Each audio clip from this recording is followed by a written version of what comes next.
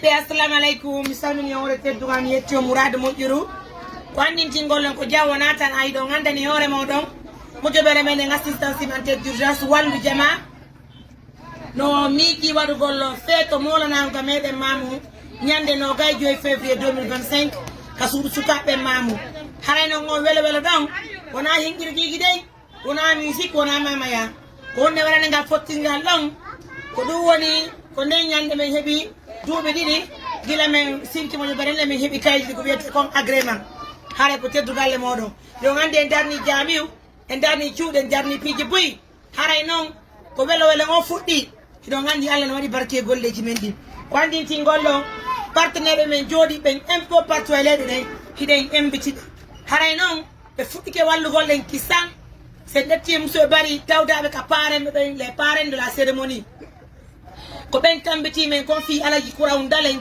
wa maɓɓe ala haray ɓayɓe min waɗi carte min holli monsieur Bari Allemagne wondema dey meɗen suuɓi ɓe fika parrainage cérémonie o haray ɓe leddi en mbuuɗi hewɗi en montade 300 € fiyo min fuɗɗor golleji ɗi haɗa nayi ɗo gandi menen ko mapini men oko min wallira miskina on 300 € hendade ɗum no jonni men ɗo musoɓɓe heno ɗo en montande 3 millions haray ɗin 3 millions ji min ñamataɗi dey sina ɗum minen hanno ñamude par ce que ko dokkal ɓe holli kono minen kadi hanni go monsieur Bari haray ko fi watta ko miskinaɓɓen o 3 millions min ala sendugol ɗi dey min ƴettay ɗi min sooda maaro maaro en heɓay ɗo saku 15 ɗiɗo naɓen ɗi honto nokkure ko wiyete ɗon ka bureau pardon nokkure ka maison des jeunes ɗum ɗo yaata maaro kon ka maison des jeunes ko naɓanten ɗum ɗo ton yemprante ko naɓanten ɗum ɗon ton ko miskinaɓe yaha ɓende ñande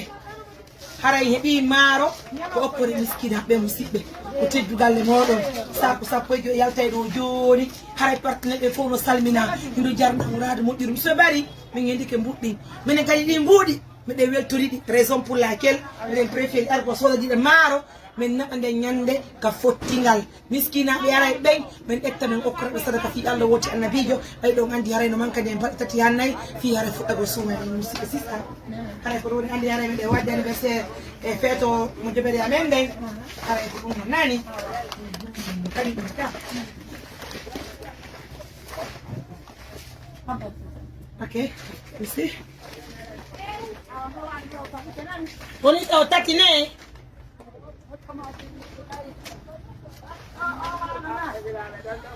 en tout cas mes amours ça fait plaisir nabi tati taw ka ko sappo yone ma wow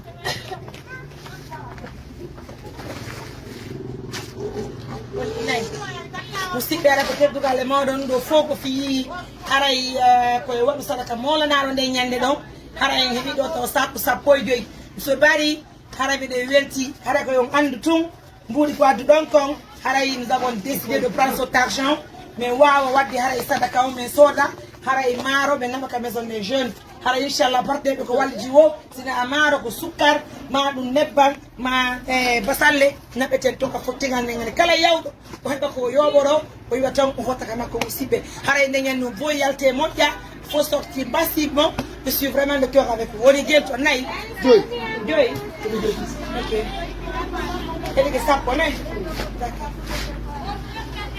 wow allez mes amours c'est comme ça à tout à l'heure assalamu alaikum mi salmini on waɗa teddugal no yetti o Mourad moƴƴiru haray ko andingol noon nous sommes venus aujourd'hui encore c'est la deuxième reprise dans cette boutique dans ce magasin haray aujourd'hui encore ou bien pour tout de suite nous sommes venus acheter et bien asur basalle haray noon c'est de la part de notre marraine du Canada donc la marraine du Canada voilà l'une de nos marraines de la cérémonie voilà quant à elle nous envoie un montant de 2 millions donc ara ɓe gari sodugo saku basalle joyi min watti kadi saku maaro joyi haray ko teddugalle moɗon musidɓe min naɓa ɗum ɗon kadi ɗum ɗo fof ko yayten ko fi ñande haray 25 février 2025 haray nde ñande wadde feeto ko nde ñande heɓuɗen duuɓi ɗiɗi gila existuɗe ka meɗen nde ñande haray ɓe walluɓe min fof fottay ɗon haray ɗen haani yawgol wallitoɓe fi haray batte suuma e o Mourad moƴƴuru donc haray kono frère bien. Haray na may bisa ko basal de joy. Merci à notre marraine Oumou. Haray ni do sa ko basal de joy. Voilà. Quoi ça fait? Bien. Allez, on retourne par là.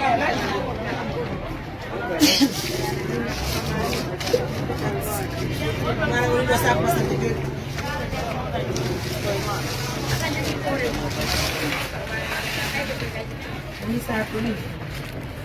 C'est pas une chose qui est facile. Il faut se déplacer, il faut prendre les images, il faut vraiment satisfaire les partenaires. Oui, ça a été le cas. Haray aussi berugo fo ko fiye waaw haray ko andintingol non ko invité be membe woni wallita den adana en bout. Donc nous aussi nous préférons prendre cet argent acheter la nourriture pour accompagner la population. Sinon, vous pouvez prendre cet argent, on aménage notre bureau, on fait certaines choses avec cet argent. Mais nous les membres, nous avons décidé de prendre cet argent que les partenaires nous envoient pour vraiment acheter ce qu'il faut. Pour les partenaires qui nous envoient de l'argent. Et il y a les maisons des Niamite guidés. Monsieur Bali le matin et tout de suite aussi la marraine. Donc nous on achète, on prend cet argent, on achète les condiments pour les aider. On demande.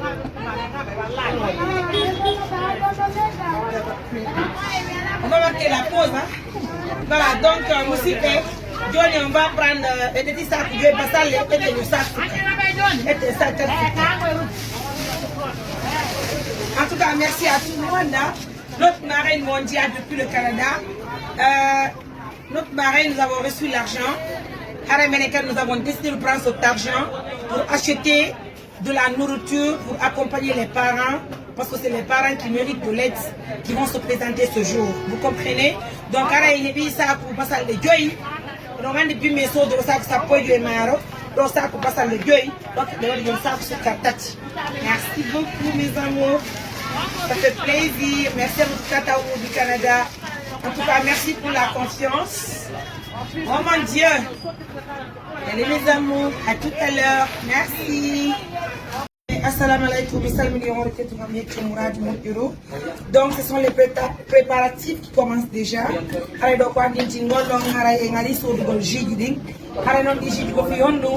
exactement programme web pour le 25 février 2025 à la maison des jeunes.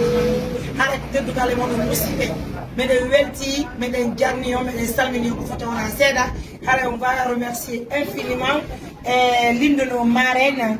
Voilà, justement, on a donné une autant de Maria. Peut-être que les gens aussi bien, quand ils sont les chiffres qui viennent de événement maintenant. Et puis, ça vient de commencer. Donc, il y a l'un des carrés, M. Bari, son lien ça pour sa poésie.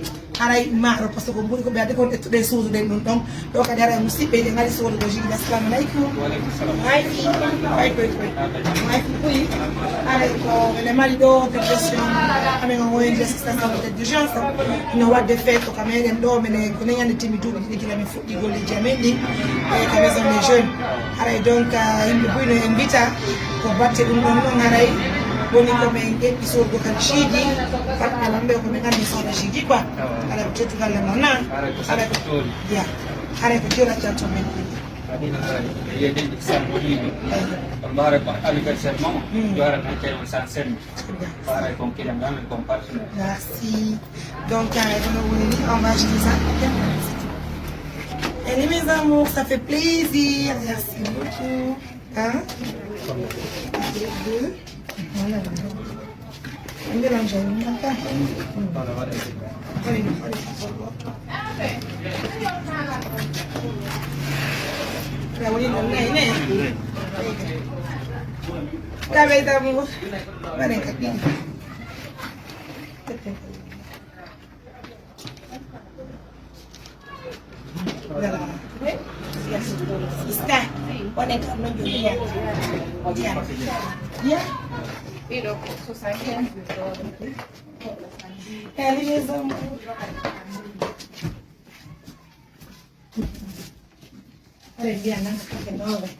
Não, Gia, um paquete de água aí, né? Então, só coxinha que puide. On est deux. En tout cas, mes amours, ça va. Chérie, nous sommes en émission là, s'il te plaît. 6.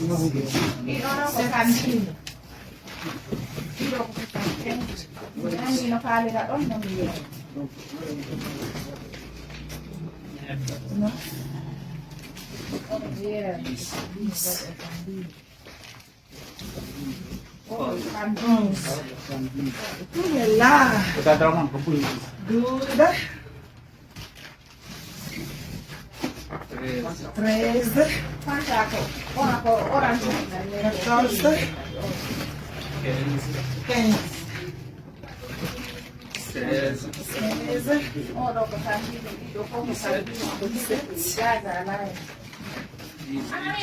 8. Oh là là. 19. 20. Merci à notre marraine mondiale. Ça vient de commencer. Hein?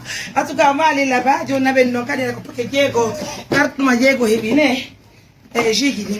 On va marquer la pause. On revient.